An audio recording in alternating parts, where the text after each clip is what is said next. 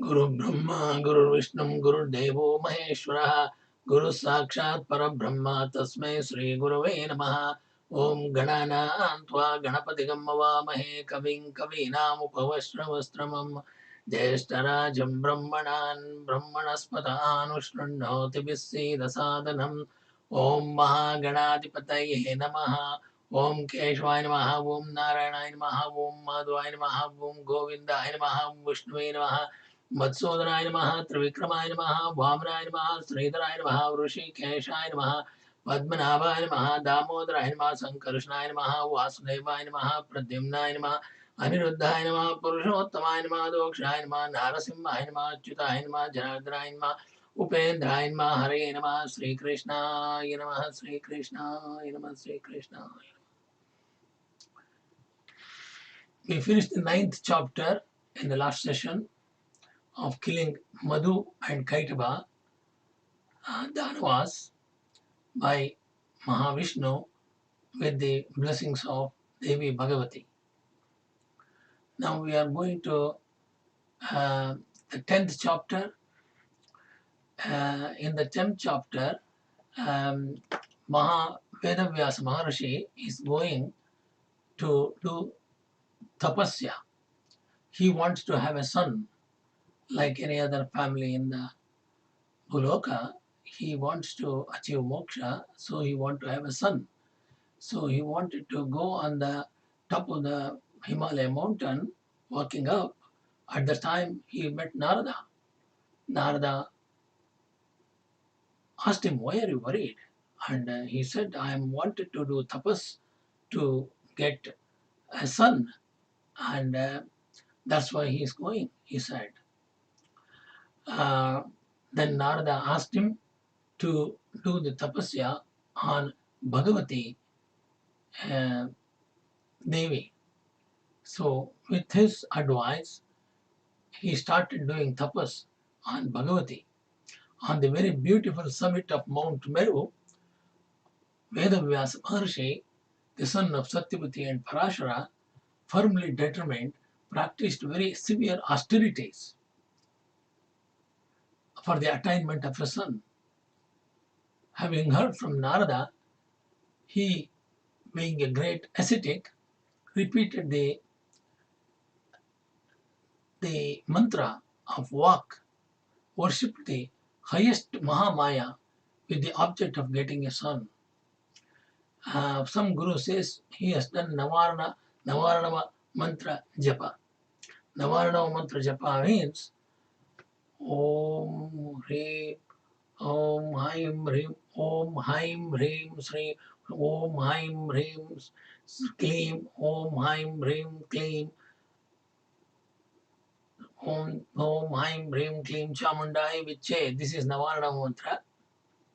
So possibly he has used this Navarana mantra to do tapasya for Devi Bhagavati. He asked, "Let a son be born to me as pure, as spirited, and powerful as fire, earth, and akasha." He thought more in his mind that the man possessed of Shakti is worshipped in this world, and the man devoid of Shakti is censured here, and thus came to the conclusion that Shakti Puja is therefore worshipped everywhere, and therefore he started worshipping Bhagavati. And also he worshipped Bhagavan Maheshwara, coupled with auspicious Adya Shakti, and spent away 100 years without any food in the mountain Himalayas. He began his tapasya on the mountain summit, which was ornamented with the garden of Karnika, where all the devas play, and where live the munis of highly ascetic. The Adityas, Vasus, Rudras, Marut, the two Ashwini Devatas, and other mindful rishis, the knowers of Brahma, and where the Kannaras always resound the air with their songs of music, etc. Such a place Veda Vyasa selected to prefer to do his tapasya. The whole universe was pervaded with the spirit of asceticism of the intelligent Parashara's son Veda Vyasa, and the hairs of his head were clotted and looked tawny of the color of the flames. Seeing the fire of his asceticism, Indra, the lord of Sachi, became exceedingly worried and terrified. So he goes to Bhagavan Rudra, and he was afraid of telling the Rudra about this tapasya of Vedavyasa. And Lord Shiva asked Indra, O Lord of the Devas, what is the cause of your grief? If he does tapasya, what's wrong with you? Never show ever jealousy and anger to the ascetics. For the mindful ascetics always practice severe asceticism with a noble object and worship me. That's why. Knowing me to be possessed of all powerful Shakti, they never want ill of anybody. When Bhagavan Rudra said this to Indra, and Indra asked him, then what is his object of his tapas? At this, Shankara said, for the attainment of a son. Parashara's son is practicing so severe austerities. No, now 100 years is being completed. I will go to him and give him today the auspicious boon of a son. Thus speaking to Indra, Bhagavan Rudra, the Guru of the world, went to Vyasa Maha Maharishi and with merciful eyes said, O sinless Veda Vyasa Maharishi, get up. I grant you the boon that you will get a son very fiery, luminous, and spirited, like the five elements air, fire, earth, water, and akasha. Supreme Jnani. Your son is going to become Supreme Jnani, the store of all the auspicious qualities of great renown, beloved to all, ornamented with all sattvika qualities, truthful and valerious. Hearing these sweet words of Bhagavan Rudra, Krishna Dvaipayana Maharshi Vedavyasa bowed down to him and went back to his own hermitage. Tired with the labor of penance for many years, he wanted to kindle fire by rubbing the two fuels, Arini, with each other. While doing this, the high-souled man suddenly began to think strongly in his mind about procreating a son. He thought, will it be that my son will be born as this fire is produced by the friction of the two churning sticks?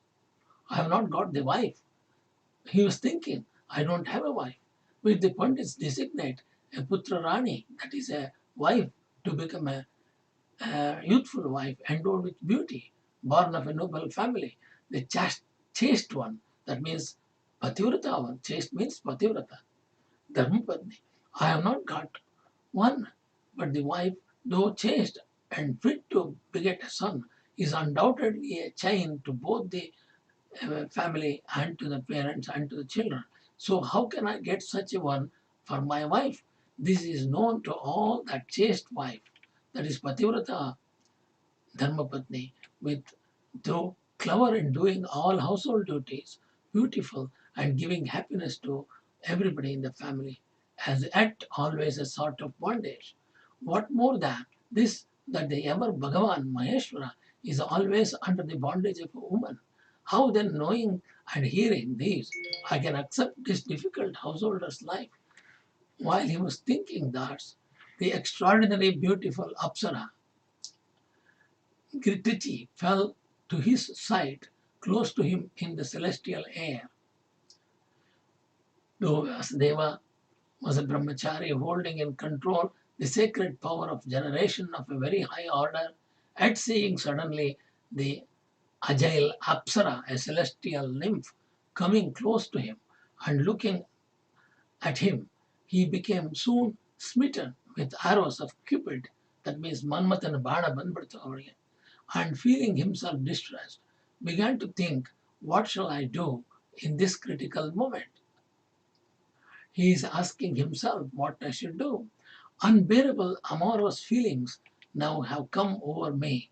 Now if I take this celestial nymph, knowing that dharma is everywhere looking, and woman has come to take away my precious fire of spirit acquired by my tapasya, then I will be laughed at by the high-souled ascetic munis, who will think that I have lost my senses altogether. Alas, why I have practiced for 100 years the most terrible asceticism, have become so powerless by the mere sight of this apsara. The Pandits declare the household life as the source of getting sun. One is heart's desire and the source of all happiness. So much so that it leads all the virtuous souls to the pleasures of heaven and ordains of moksha to those who are jnanis.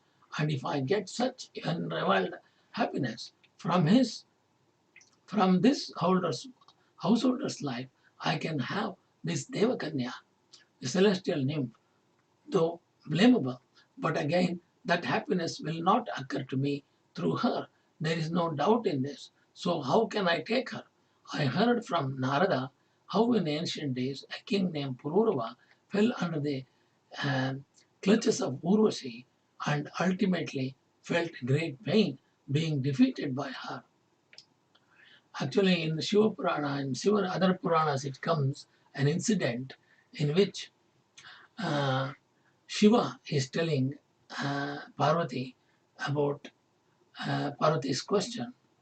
So Parvati asked, is there any one sentence instead of Vishnu Sahasranama, full Sahasranama to tell only one line? People who are busy in the Kali Yuga, they can do this. That's why Shiva said to the Parvati, um, Eka Shloka, Vishnu Sahasranama, Sri Rama Rama Rameti Rame Rame Manorame Sahasranama Tutyallam Rama Nama Varanane. When he is teaching this shloka to Parvati, one of his devotee, one of his Shiva, Gana, came and heard that without the knowledge of Shiva and Parvati. So Shiva became angry. Why this Gana came to this place without our permission? So Shiva later thought, oh, this Gana is very devoted and he is going to become a good uh, ascetic man in the future. That's why that Gana Shiva selected to become as a Shuka in future life as a son of Veda Vyasa. That is mentioned in some other Purana. Is not mentioned in this Purana. Thus ends the 10th chapter on Shiva's granting a boon in the Mahapurana of Sri Mad Devi Bhagavatham of 18,000 verses shlokas by Maharishi Veda Vyasa. Hari Om. कायेन वाचा मनसेन्द्रियैर्वा बुद्ध्यात्मना वा प्रकृते स्वभावात् करोमि यद्यत् सकलं परस्मै नारायणायेति समर्पयामि.